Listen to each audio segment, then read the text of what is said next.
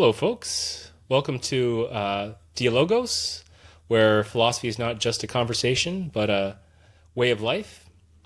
In this episode, we turn inward, tracing the psychological roots of mystical philosophy. What kind of soul is drawn to the path of transcendence? And why do some minds seek not just to understand reality, but to unite with it? As always, we invite you to join us in the space between thought and transformation. But before getting into the main discussion, I thought I would first offer a brief recap regarding where we left off last time. And in our third episode, we talked about the origins of mystical philosophy and examined the social dimensions relating to that. And first, we opened up our dialogue by grounding ourselves in a shared commitment to openness and curiosity, non-attachment to fixed ideas. And we began by reflecting personally on why the topic mattered to us, and then posed the central guiding question, what are the origins of mystical philosophy, and why does it matter today?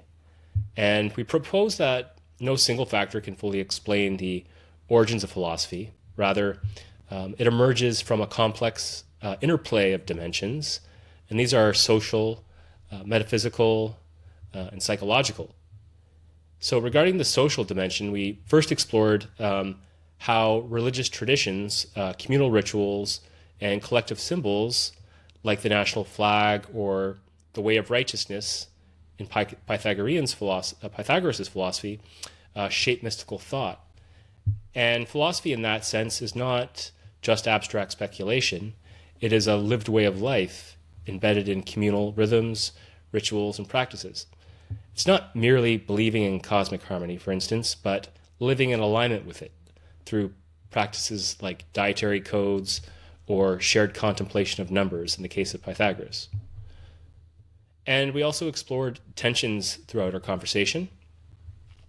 And we moved into a deeper stage of tension and divergence by exploring the core philosophical question, is mystical philosophy merely a social construct, or is it a response to something real, something metaphysical and enduring? And we challenged Cornford's sociological view, which argues that the origins are social in nature, and we argued that his sociological view is necessary but insufficient. And we thought to ourselves, if we reduce mystical philosophy to collective representation alone, we risk dismissing its ontological depth, its potential to reveal something fundamental about the nature of reality. Drawing on Pythagoras as a touchstone, we noted how his vision of the cosmos, structured by number and harmony, was not just culturally symbolic, but ontologically assertive. The music of the spheres in this view isn't metaphorical. It's a claim about the real structure of existence. We asked, are mystical experiences mere projections of human meaning onto the cosmos? Or do they reveal something deeper, some hidden logos within reality itself?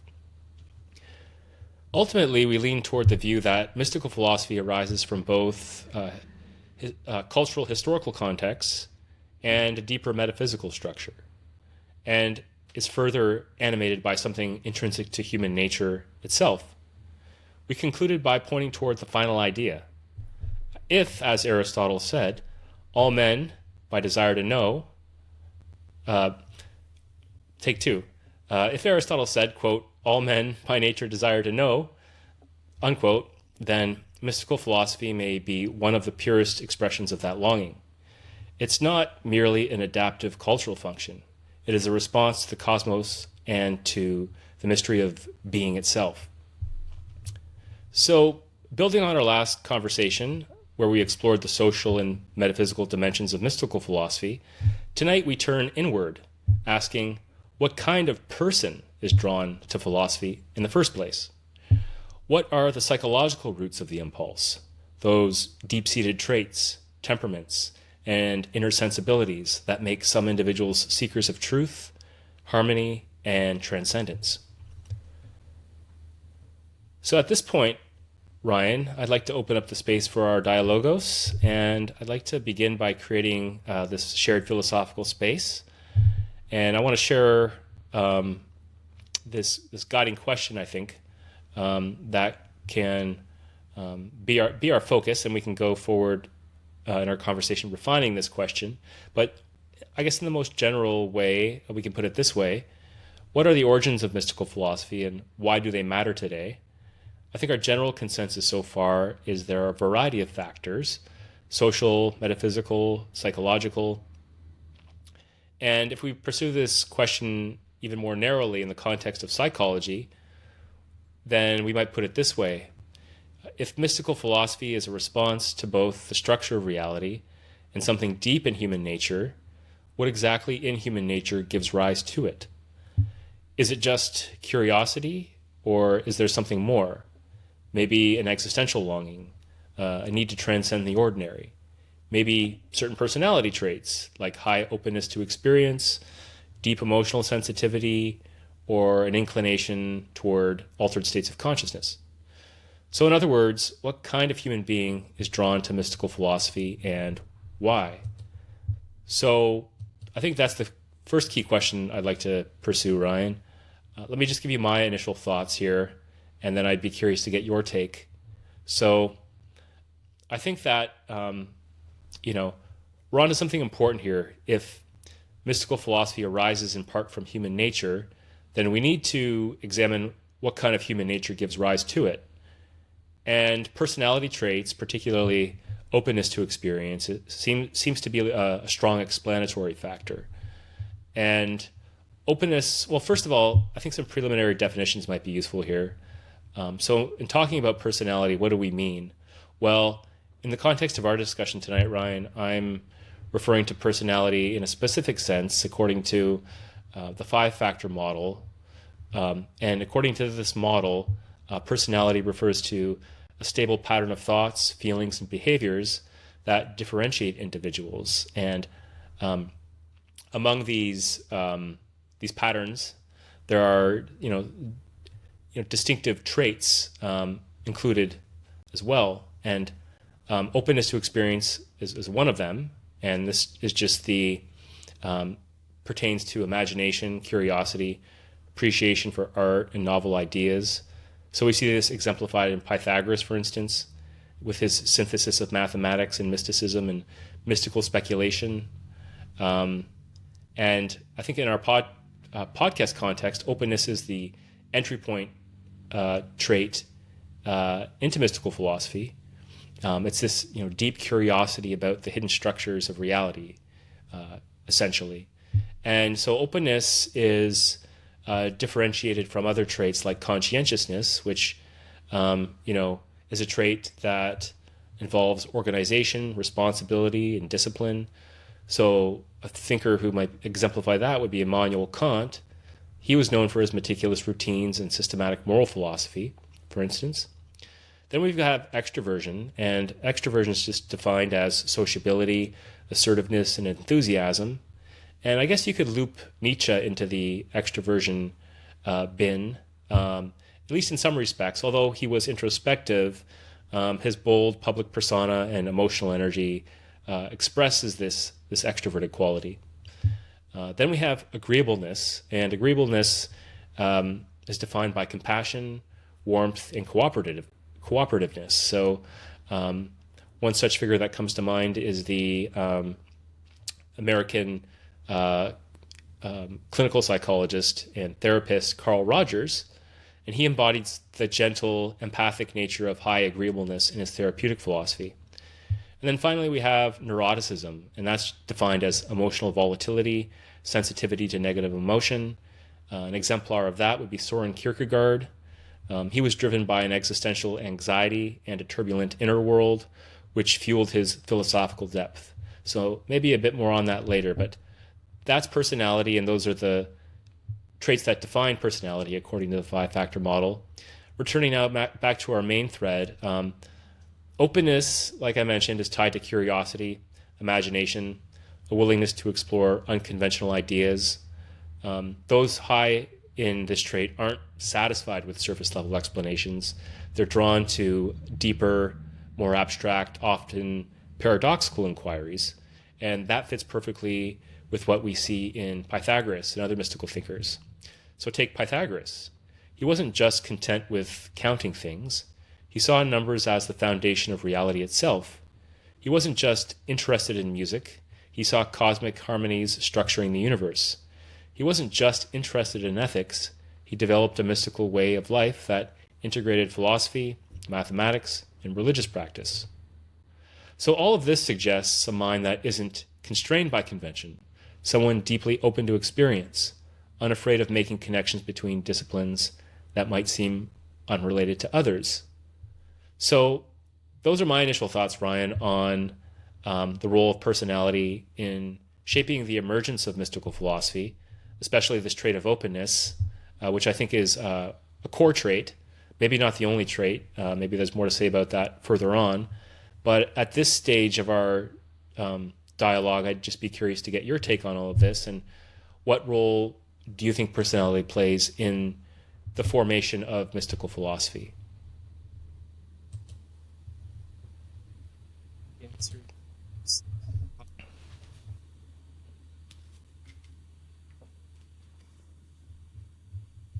situation or the person. Um, I think the high openness is probably one of the key factors that might be, present amongst most people that have a mystical experience or lean towards mystical philosophy. Um, but I think there's certain factors that might be out of the individual's control in some sense when it comes to um,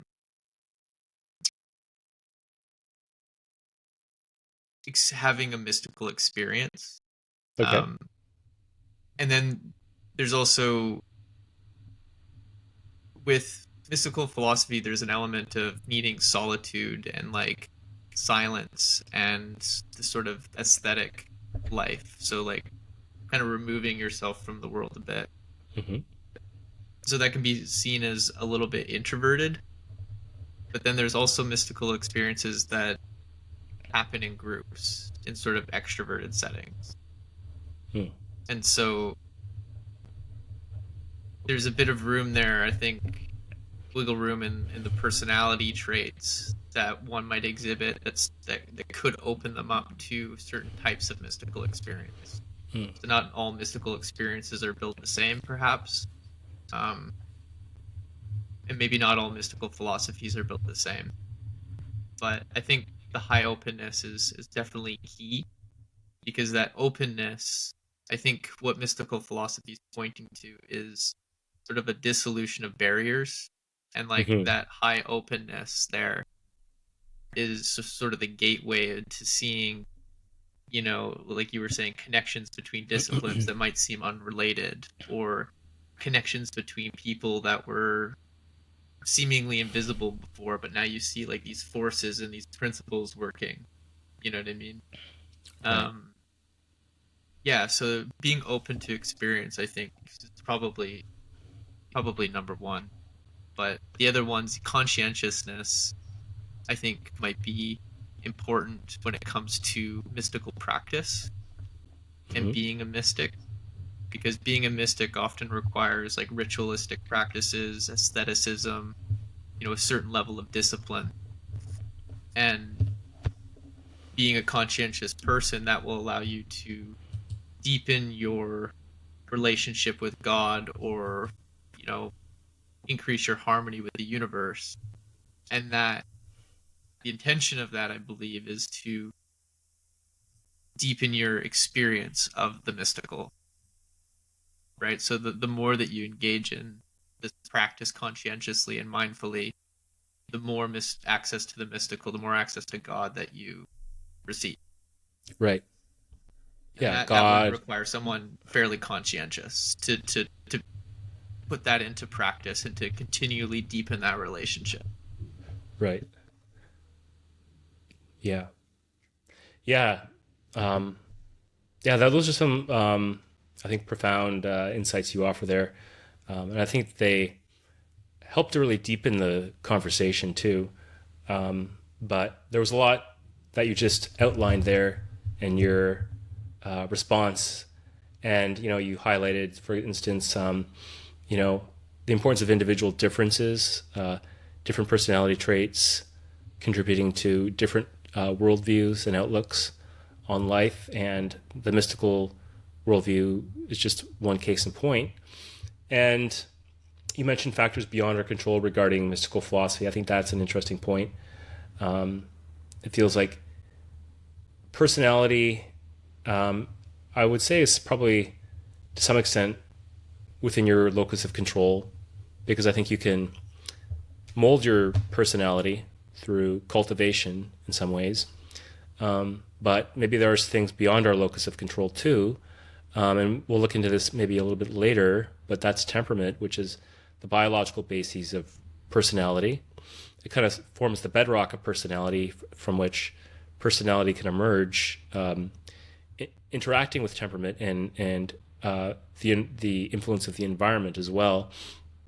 And then there's just everything else beyond our, you know, I suppose our organism outside of us, like the weather, the atmosphere, the actions of others, and so on and so forth. So, our capacity to tap into the mystical experience is going to be constrained by all of these things too beyond our control, not just within our control.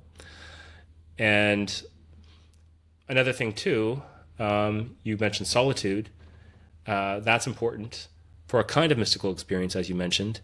For example, sitting cross-legged on your meditation mat for 20 minutes, entering into a state of oneness, contrasts someone who, taps into a larger whole through a group ritual, for instance, and kind of feeling that they're a part of the universe through their participation in it with other people. And then what I was hearing that for mystical experiences, there's also, variation within those themselves, and that the experiences arise from an interplay of factors. And obviously, openness is an important one, especially for connecting on many levels. I would say, I think openness. When I think of openness, I think of receptivity. I think of the semi-permeable membrane cell, allowing things to come into it, filtered through the cell, but also registering that which is outside of it, and merging with it. And then finally, you touched on conscientiousness.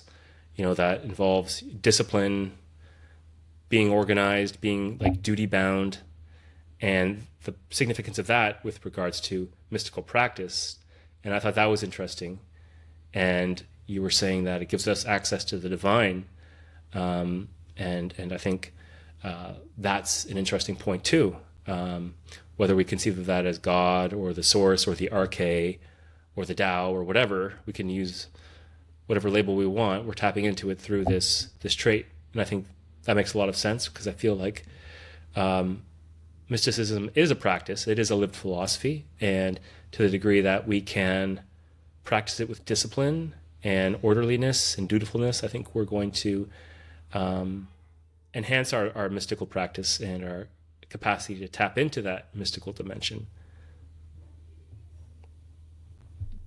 Yeah, I think foremost, it being a practice, one thing that really, hit me was the purpose of the practice was to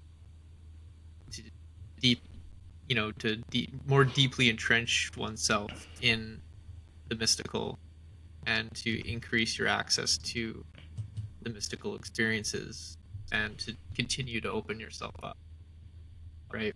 It's not just about following a set of rules because it logically follows from, these premises or what have you. There's a certain rhythm and a certain way to the world and to life that if you follow it, you will be blessed. Yeah. Yeah. It's not rigidly following a set of, um, you know, ethical rules, for instance. Do this, do that. Don't do this. Don't do that. Mm. It, in a way, it transcends that. It's more. For me personally, I feel like it's more visceral than that. It's something you can come into communion with, and at once it's something that you feel like it's a part of you, but it's not a part of you at the same time. And there's various ways of tapping into it, of course. I would say that's Jesus. Yeah, yeah, yeah. Or the Tao or Brahman, or that supreme metaphysical principle that maybe reality itself or being itself, capital B. And in some ways it feels ineffable, like we're talking about the divine and the mystical. What do we mean concretely? Maybe that's for us to probe further as we go along. But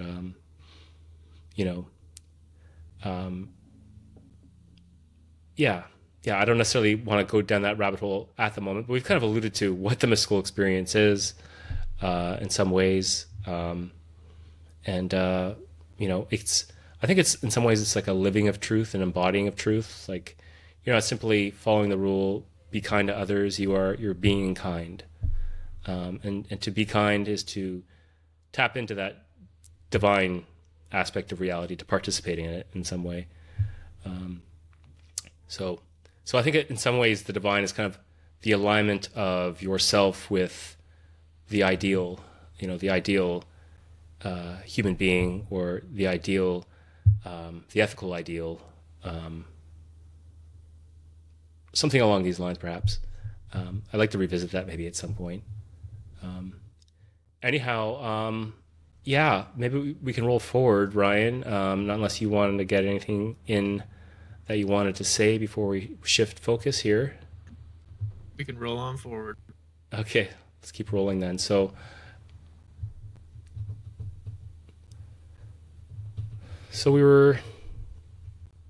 those are my initial thoughts. Those are Ryan's initial thoughts.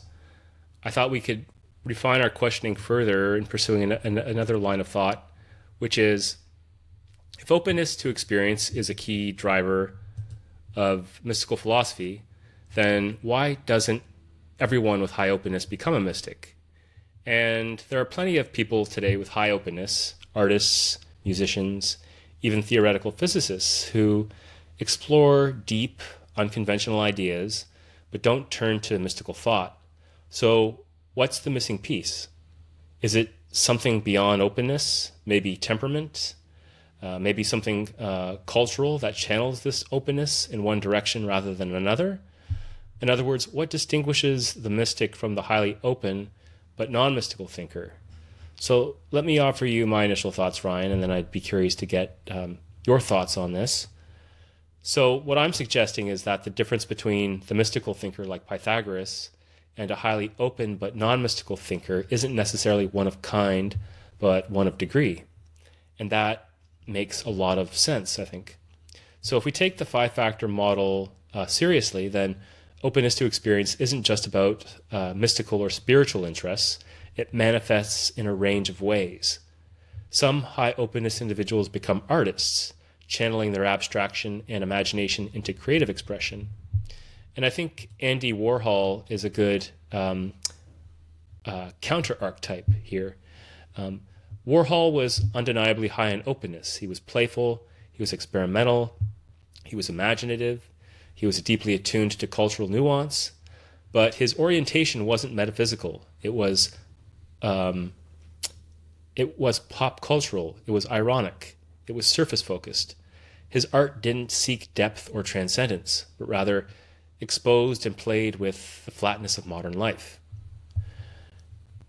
So then there's others who become theoretical physicists, and they're drawn to the deep structures of reality, but through an empirical lens. So here we have Richard Feynman as an example.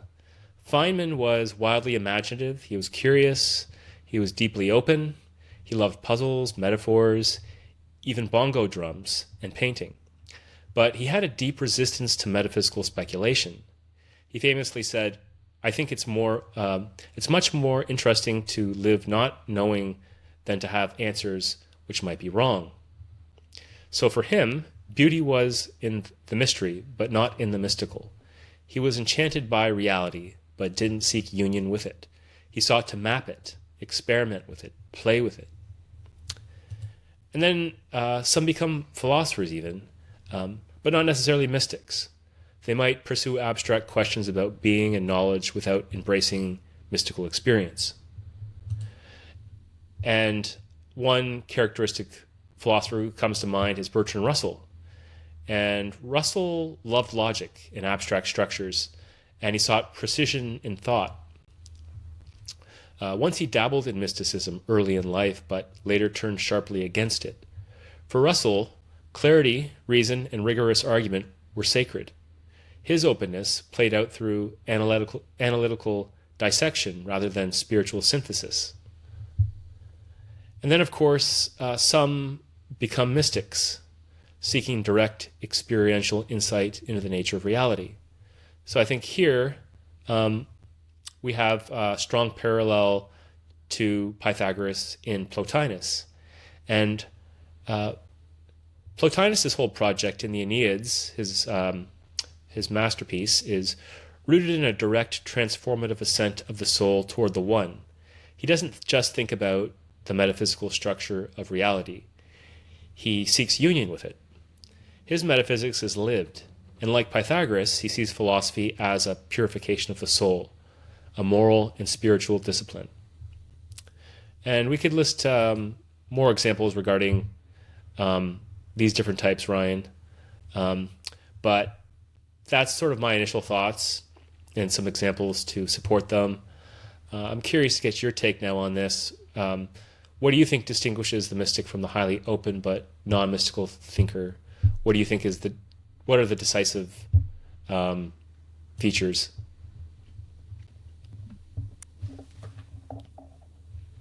Well, if we're gonna stick with some personality or psychological traits, one thing that came to mind was neuroticism.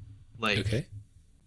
high levels of neuroticism might lead people in perhaps a different direction, like away from mystical philosophy altogether. Like, when I think of someone who's high openness and highly neurotic, person's not really on the philosopher list. Okay. I mean, maybe, but it's Right. like some people might just like be highly open and have like, a lot of mental health issues, or there's lots of different directions neuroticism can take you. Right. Right. So Yeah. that's one thing that was on my mind. But if I were to take this in a slightly different direction, you were talking about theoretical physicists, and I'm going to throw mathematicians in there as well. Even modern day mathematicians and like physicists or theoretical physicists, perhaps even regular physicists, I would almost lump them in with modern day mystical philosophers, because a lot of them talk about the world as like everything being numbers, much like Pythagoras did. And if I were to reckon, they'd probably walk around the world looking at it through that lens. Right. And they do a lot of things together, rituals together, I'm sure, to help like further their understanding and deepen their knowledge of these fields. I mean, I'm being a slightly hyperbolic, but you hear a lot of this, like even from mathematicians and physicists online, or even just whatever YouTube videos talking about numbers being the base of everything, much like Pythagoras did. Right. It's weird to see in 2025. Yeah. Well, I think your point's spot on. Do you have anything else you want to add? I had some thoughts just jump to mind as you were bringing that up as an example. I'm just curious, what do you think it is about mathematicians, as far as their personality goes, that would make them resonate with, say, mystical thinkers like Pythagoras? I mean, the history and appeal to numbers, I think, and the sort of historical thread of Pythagoras and geometry and all of that. So I think there's probably a connection there to be made, that it's just sort of a default thing that people learn about. They learn about Pythagoras. They learn about these things in math class, I'm sure. Mm-hmm. Sure, they learn some basis of the theoretical level of, or the theory side of things. I'm sure they're not just bouncing around numbers, but I could Yeah, be wrong. yeah. I Well, presume every class has a bit of history to it, yeah. or Well, background. well. I mean, what I heard in what you were saying was that there's this maybe inherent curiosity within mathematicians to explore the sorts of questions and problems that um, you know Pythagoras was preoccupied with. Um, questions of um, order and the mathematical order and harmony of the universe, and how language represents that mathematical harmony, and not just represents, but you know, math in and of itself is part of being as such. It's part of the fabric of reality, and maybe the mathematician has an inherent curiosity to figure out reality with um, with math, the language of reality, and um, you know, perhaps his openness isn't enough to make him a mystic. As mentioned, we have like thinkers like Feynman, for instance, and maybe he wasn't a pure mathematician because he was a physicist, but certainly mathematics is the language of physics. I suppose he didn't dabble in the metaphysical so much, so maybe it's his proclivity to dabble in the metaphysical, that which we might call the divine, or the the fundamental principle of all being or of all reality. Perhaps he wasn't. Maybe that's where his curiosity was limited, and he wasn't as much interested in experiencing that connectivity to the greater whole, through experience, through ritual, through prayer, through meditation. That's one thing that comes to mind. So maybe there's a differentiating factor there that we can narrow in on. I think When one that. person I think of is Wittgenstein. Mhm. Like when I think of like that curiosity, originally he was an engineer, became more interested in mathematics and then philosophy, right? So there's like this bent towards like wanting to know the truth. Like with mathematics, I find it's like, what is true? Right, And then I feel like there's just like this inevitable sort of leap that people take, is like, what is capital T truth? Or right, what is capital T right, true? And right, um there that is taking their truth and trying to read it into the world of like, what is capital T true, right. you know so maybe there's like a connection there to be Yeah, made. yeah. I think there's a connection for sure. I know Russell too was a mathematician and a philosopher, so there definitely seems to be a relationship between the interest in mathematics and the interest in philosophy. And I think that in considering all of this, they were seekers of truth, but truth, what kind of truth are we talking about? Are we talking about an abstraction that we call the truth, like um, you know, um, that which we think about? Like I can think about certain mathematical formulas as being true, but then there's also sort of that the experiential element of truth and inhabiting the truth, so and embodying the truth, and so maybe these things can be distinguished, and maybe say Bertrand Russell, for example, wasn't so much as interested in inhabiting the truth, but in thinking about it. But in any case, maybe we can move forward here as time marches on, and I know that time is finite for both of us here, so I'd like to get all of this in at a reasonable hour. One day we will perish. Yes, yes. So I think we can address a lot of the concerns you brought up anyways by shifting to the next round of questions here, especially this point you brought up about neuroticism, which I find to be interesting, because I don't necessarily think it's at odds with the development and emergence of mystical philosophy, but more on that later. So let's further refine our questioning.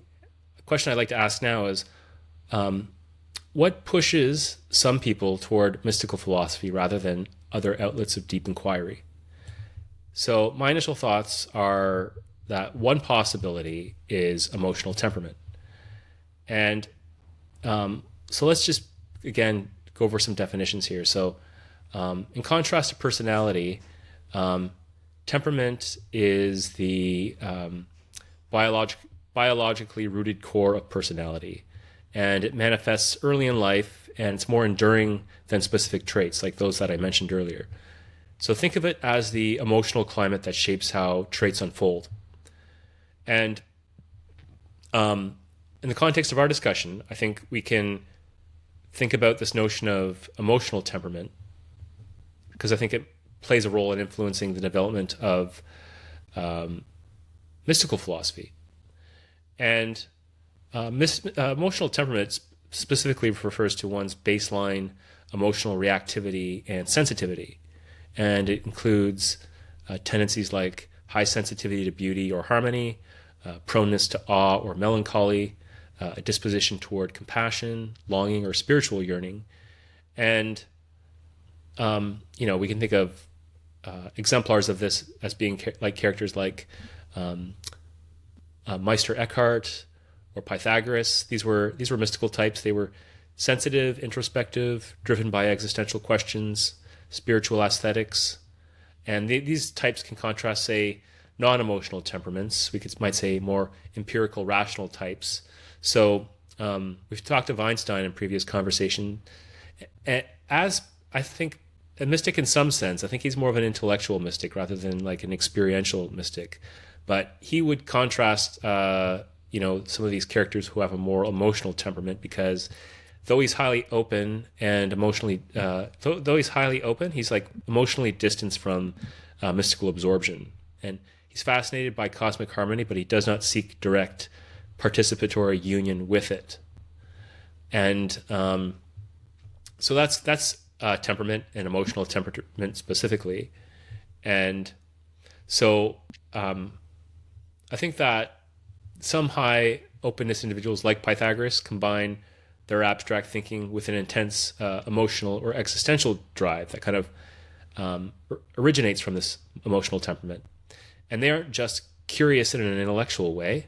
They're driven by a deep yearning for transcendence, for union with something beyond oneself. And compare that to Einstein. So I just mentioned him, but he was high in openness, but he was deeply engaged in theoria, which we previously talked about, which is just this contemplating of the mathematical structure of reality. But he never became a mystic in the experiential sense. He was fascinated by cosmic order, but wasn't drawn to ritual, direct mystical experience, or ecstatic states. His relationship to mystery was more intellectual awe than personal transformation. So maybe the difference between Pythagoras and a highly open non-mystic isn't just about degree of openness, but about what kind of emotional orientation they bring to that openness. So those are my initial thoughts, Ryan. I'd be curious to hear if any of that resonated with you, or if you want to push back on any of that at all. I'm open to either. No, I think that I never even thought about it that way, but I really like how that sounds.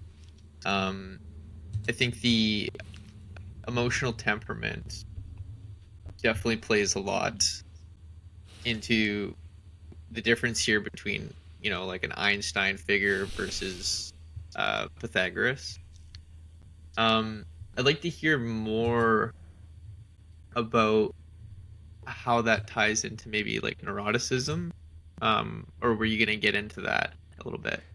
Yeah, no, no, I'm happy to address that. I was just waiting for you to address it actually. So I can go into that with some brevity. So I think that neuroticism, as we talked about, is this negative uh, emotional dimension to personality. People who are neurotic tend towards the more negative spectrum of emotions. Melancholy, depressed mood, irritability, these types of things. So I think that my idea here is that neuroticism isn't necessarily opposed to cultivation or the propagation of mystical philosophy. I think that in the right measure, it gives the mystic fuel. It gives them the emotional intensity, the dissatisfaction, maybe even the anxiety that pushes them to seek resolution or relief. So I'd say it's a kind of pain. We might call it like the pain of not knowing, and I think this pain maps onto a moderate to high level of neuroticism, and when it's paired with openness, I think it provides the personality alchemy that catalyzes the mystical impulse. So, like a figure like Kierkegaard, I think might be a good example, or like Hamlet in Macbeth, or no, Hamlet in Hamlet. I got my Shakespeare wrong there, but yeah, like Sorry if Hamlet I and blew Hamlet. anybody's ears out with that laugh. No, that's okay. That's okay. Yeah, we're allowed to butcher things on Dialogos Live because this is unfiltered. It's Yeah. it's raw. There'll be no editing out of Mhm. any blunders on our parts for So these episodes. what I hear you saying is that there sorry, there doesn't need to be, but um there's a benefit to having at least a certain level of neuroticism because it kind of gives someone sort of that existential push or drive towards, seeking, like you said, some sort of relief in the mystical um, rituals and experiences. Yeah, yeah, precisely. Hmm. It's to kind of satisfy an existential longing for, say, meaning. You know, Yeah. and someone who is neurotic might be deficient in meaning. Maybe that's the source of their neuroticism. Their depression, and so that condition, say they're depressed, that that perpetual sadness that that they experience, within moderation, can be an ally because it can drive them to seek meaning out of all of their melancholy and depression, and transcendent even, to arrive at a different place, a maybe a more emotionally stable place, through this existential drive,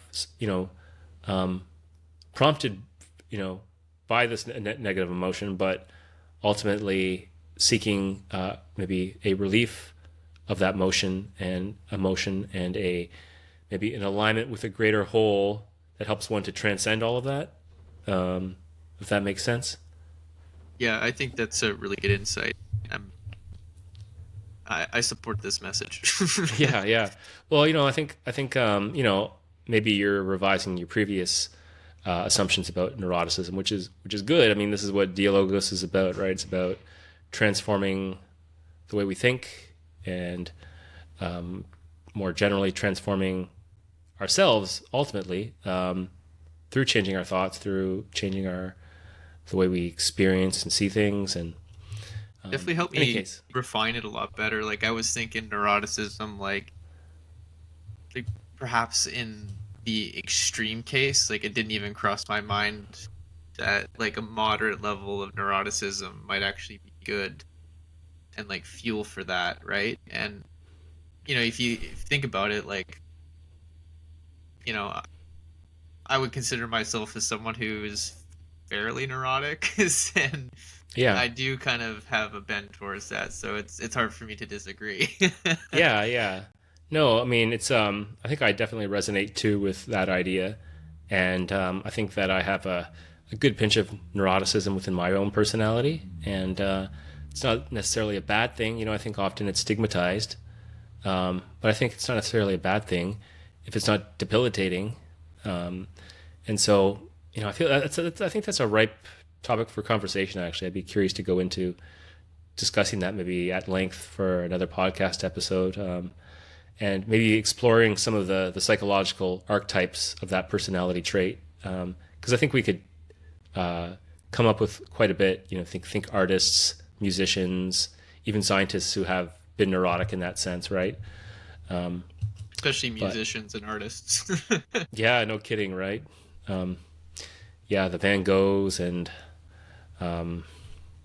yeah, the rock stars, the Kurt Cobains. Yeah, but well, in any case, I don't want to go down that rabbit hole necessarily, but it's a one worth pursuing at some point. So, anyways, Ryan, I know we're pushing the limits of our time here. I was hoping that you'd just be willing to stick it out, and we're pretty much now past the climax of our conversation, I think, and everything else is just more or less a synthesis and a wrapping up. So, are you on board to just stick around for maybe another 15? Cool, man. Appreciate it. Let me make sure I got enough water. All right, yeah. Good to go. Yeah. Philosophers got to stay hydrated. That's a sign of an experienced philosopher. So, in any case, I'd like to now bring our conversation to a synthesis. And, as our conversation has deepened, I think patterns have emerged, connections have emerged. And, Socrates traditionally at this stage of the conversation would, synthesize all of these patterns and connections together through the dialectic, resolving tensions by refining ideas or finding a higher truth that encompasses them both. So that's what I'd like to do at this point. And first, I'd want to just kind of revisit some of the core questions we put forward in the beginning in our previous conversations. So, what distinguishes mystical philosophy from other kinds of philosophy? What are the origins of philosophy? How do mystical and psychological factors lay the groundwork for philosophical inquiry? How does the combination of these factors lay the groundwork for philosophical inquiry? And can we trace modern philosophy's roots back to social, metaphysical, or psychological factors? If so, how? So I think these are some of the core syntheses that we've come up with, Ryan. And anywhere along the way, I'd be happy to get your feedback on any of this. So in any ways, this first point is that mystical philosophy is a continuum rather than a category. So we started with the question of what distinguishes mystical philosophy from other kinds of philosophy, and we've arrived at this idea that it's not a strict opposition, but a difference of degree rather than kind. And rational and mystical thought often overlap, and many thinkers, Pythagoras, Spinoza, Einstein, exhibit both. Mystical philosophy integrates experience and intuition with rational contemplation, a fusion we see in Pythagorean theoria. So, second point is the multiple origins of philosophy. So, we rejected a single explanation for the origins of philosophy and instead identified three interwoven factors. First of these was social.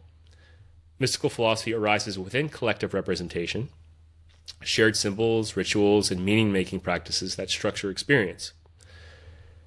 Also metaphysical factors. It also emerges as a response to something real, perhaps grounded in the ontological depth of reality itself. If the cosmos is structured harmoniously, as Pythagoras believed, mystical thought might be an uncovering rather than an invention. And finally, psychological factors. High openness to experience, emotional temperament, existential longing seem to drive individuals toward mystical inquiry rather than purely rational analysis. Third synthesis, the role of personality and emotional temperament. We explored why some highly open individuals, Pythagoras, become mystics, while others, Einstein, theoretical physicists, abstract artists, do not. Emotional temperament, especially sensitivity to awe, longing for transcendence, and existential intensity, may be the missing ingredient that tilts a philosopher toward mystical thought rather than pure rational abstraction. Fourth and final point to synthesize is that it regards the significance of mystical philosophy today. And I know we didn't make this the forefront of our focus today, Orion, but I feel like this is a topic we could pursue a whole episode on, and maybe that's what we'll do for our next Dialogos, if you're game. But the question of why mystical philosophy matters today is, needs some fleshing out. But implicit in our discussion today, I think it was that it's not just an ancient phenomena. It persists in modern thinkers, scientists, and artists. Mystical traditions offer a way of life, not just a system of thought. They provide ethical orientation, existential meaning, and a participatory way of knowing. The mystical and the rational don't have to be opposed. Many of our great thinkers, as we've discussed, embody both modes of inquiry. So those, for me, Ryan, are those the key connections I think we've arrived at over the course of our conversation.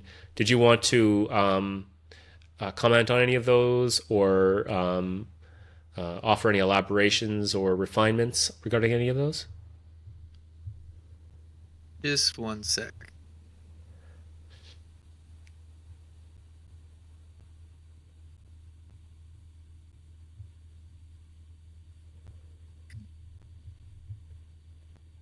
Yeah, I think one of the significant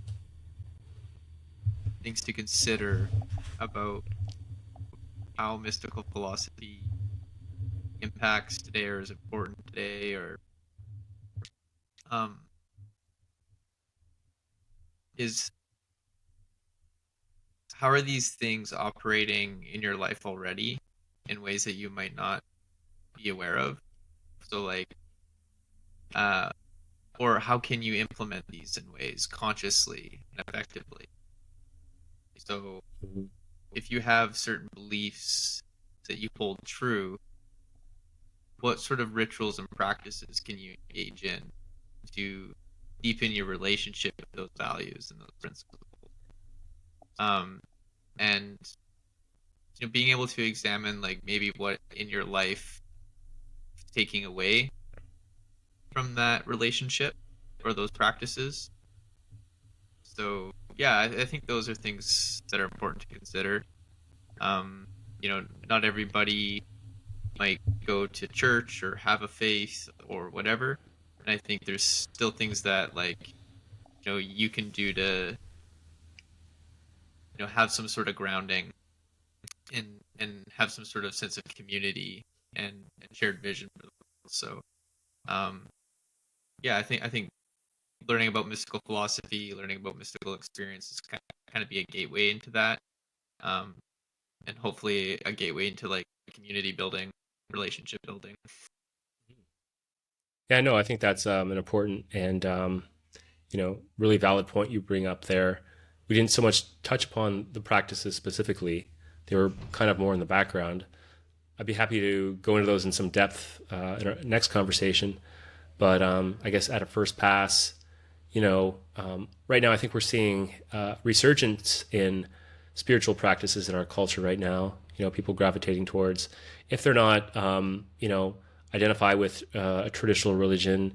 We at least see people, going to yoga studios, cultivating mindfulness, wanting to be practice sort of integration of mind and body through practices, say like yoga or Tai Chi, or even going for a long hike, even by volunteering for nonprofit organizations that aimed at helping those who are vulnerable, or so on and so forth. These are all ways of practically engaging with the world that bring you back into contact with maybe your core authentic self, and also with the larger reality that you inhabit, which that self is a part of.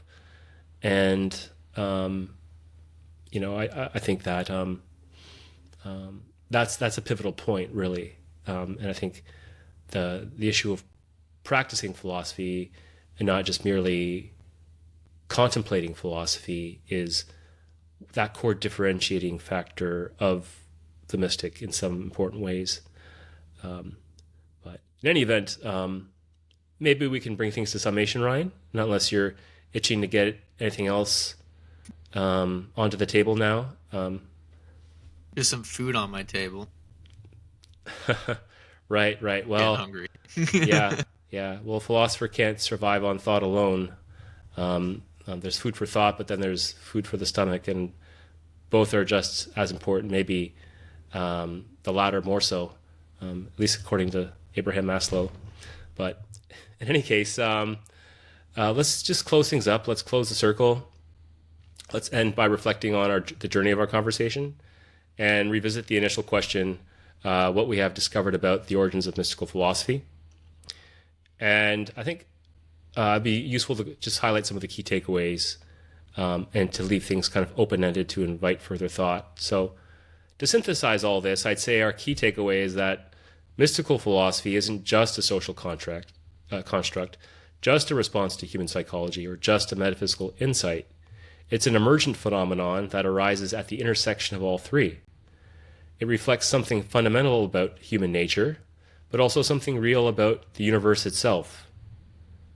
So to close, let's reflect on both the personal and the universal dimensions of mystical philosophy. Here's one possibility. If mystical philosophy is neither purely a social construct nor purely a metaphysical truth, but something that emerges at the intersection of human experience and cosmic reality, then what does that mean for how we live? Should we engage with mystical traditions as pathways to deeper understanding, or should we remain skeptical and treat them as cultural artifacts? And if mystical philosophy does reveal something real about the cosmos, what implications does that have for our search for meaning today? As I said previously, philosophy isn't about arriving at final answers. It's about refining the way we ask questions. So I'll leave you with this one. If mystical philosophy bridges the gap between human experience and cosmic reality, how should we engage with it in our lives? Sit with that, explore it, and as always, stay curious, stay open, and keep the Dialogos alive.